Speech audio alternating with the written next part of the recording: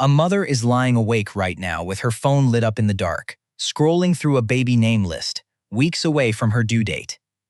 She has no idea that the word she circles tonight will travel with her son or daughter into every classroom, every friendship, every closed-door prayer that child will ever whisper.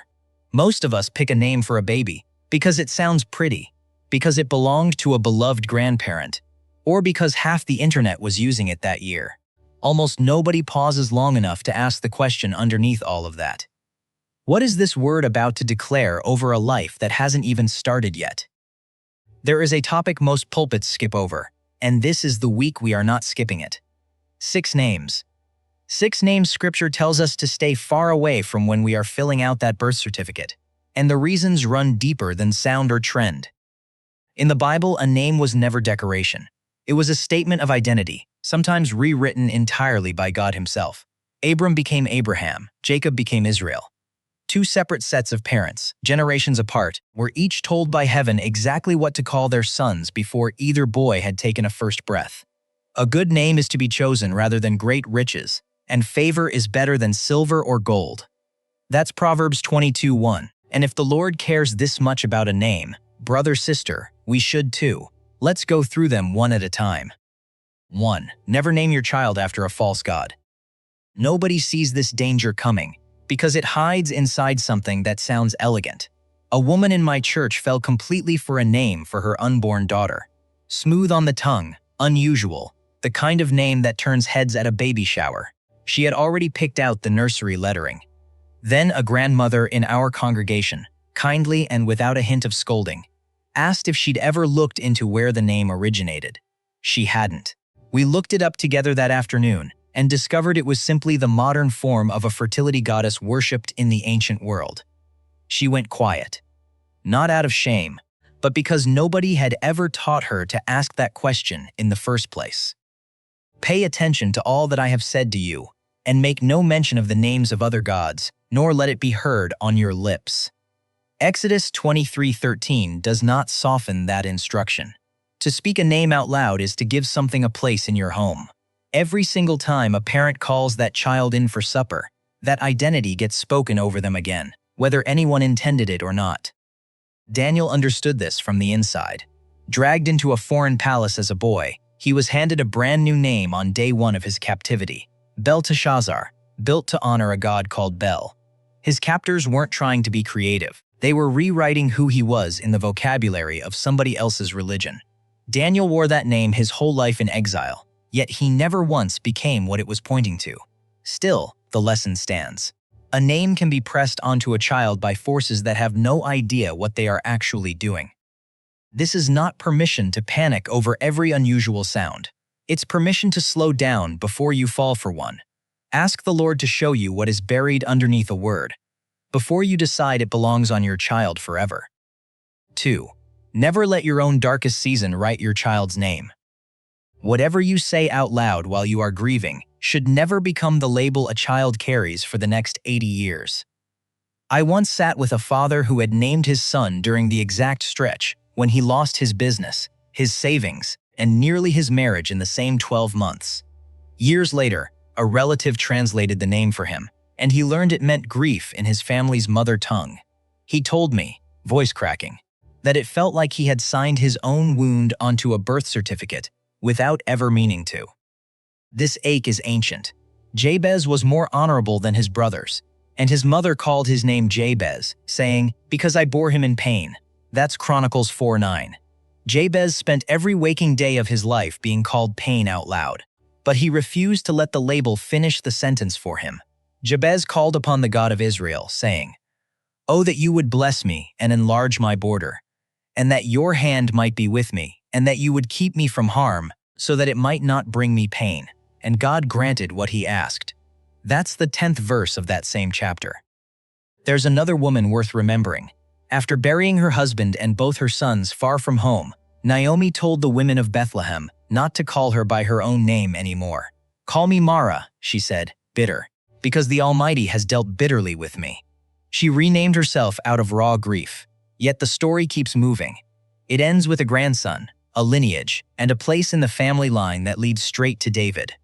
Bitterness got the first word, but it never got the last one, and it does not have to get the last word over your child either. If you are naming a baby during your hardest season, don't let this year's wound choose the next 80 years of somebody else's identity. Ask God for a name that carries His promise, not your unhealed grief. 3. Never pick a name to build your own legacy instead of God's. Some parents aren't naming a baby to bless that baby at all. They're naming a baby to be remembered through him.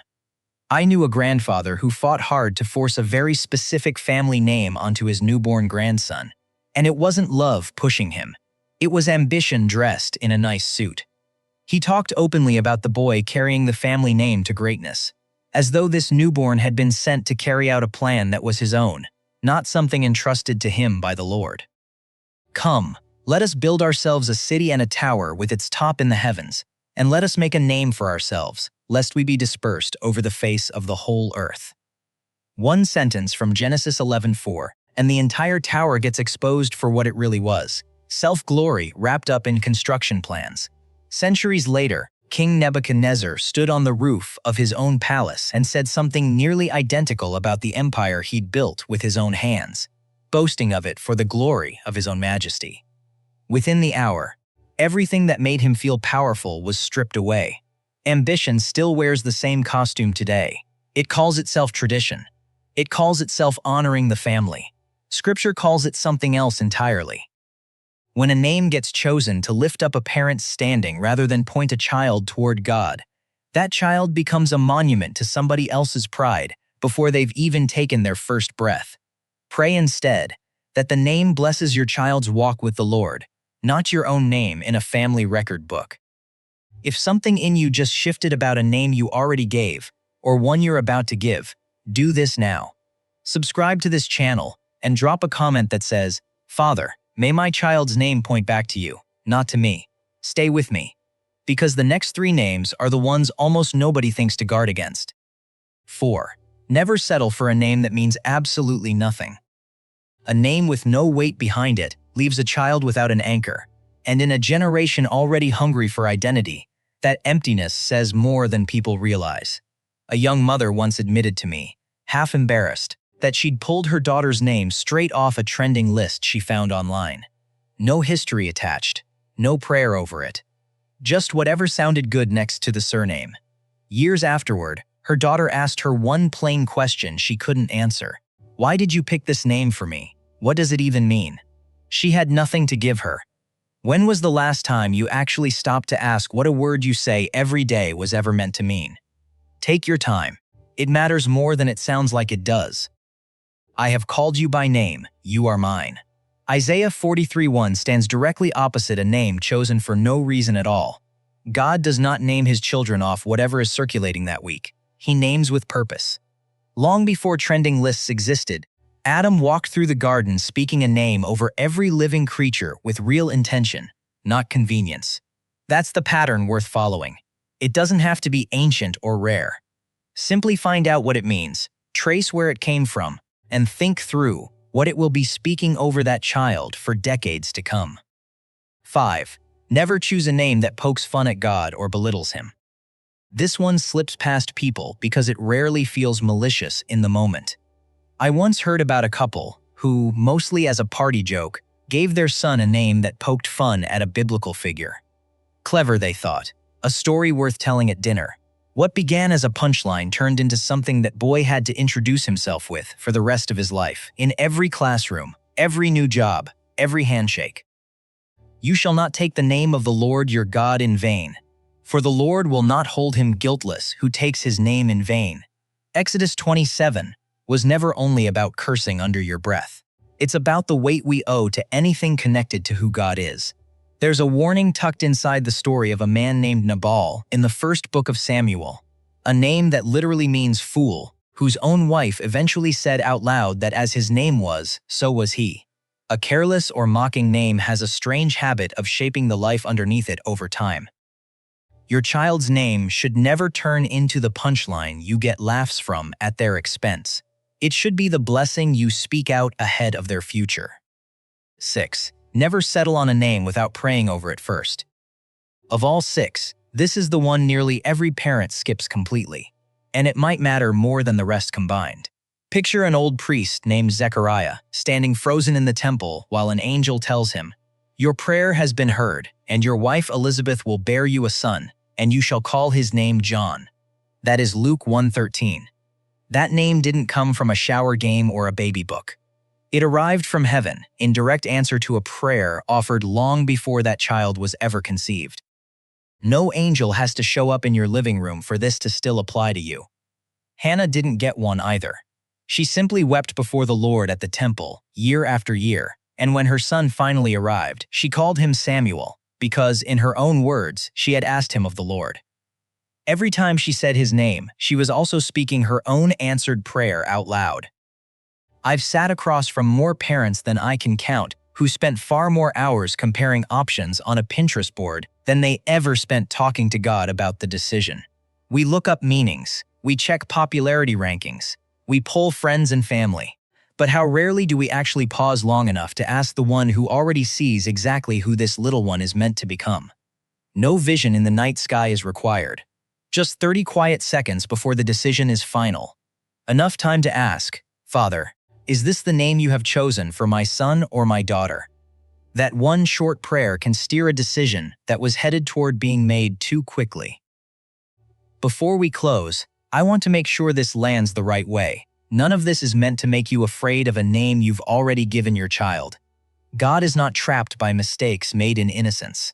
If your son or daughter already carries one of these 6 and you had no idea what it meant when you picked it, take heart. God has redeemed names before. He took Jacob the deceiver and made him Israel, one who wrestles with God and prevails. He took Abram and made him Abraham, father of many nations. The prayers you speak over your child's life now carry more weight than ink that dried years ago. But if that name hasn't been written down yet, take this seriously. Proverbs 22:1 says it once more before we go. A good name is to be chosen rather than great riches, and favor is worth more than silver or gold. Your child will carry this word into every classroom, every friendship, every memory their own children will one day hold, into rooms you will not always be standing in beside them. Choose a name that speaks life instead of fear. Choose one that honors God rather than making a joke of him, one built on purpose instead of a passing trend, one that blesses your child's future instead of propping up your own name. The very first gift you will ever hand this child is not wrapped in a blanket, is not a decorated nursery, is not a toy waiting in a crib. It's the sound they will hear spoken over them day after day, for as long as they live, their own name. If any part of this reached you today, do one thing before you close this video. Write in the comments, Father, may my child's name point back to you, not to me. It's a short sentence, but it carries real weight. And if you know someone right now who is choosing a name for their own child, send them this video today. It might be exactly what turns a rushed decision into a prayerful one. Don't forget to subscribe to this channel so we keep growing together in the Word, one week at a time. God bless you, my brother, my sister, and I will see you in the next one.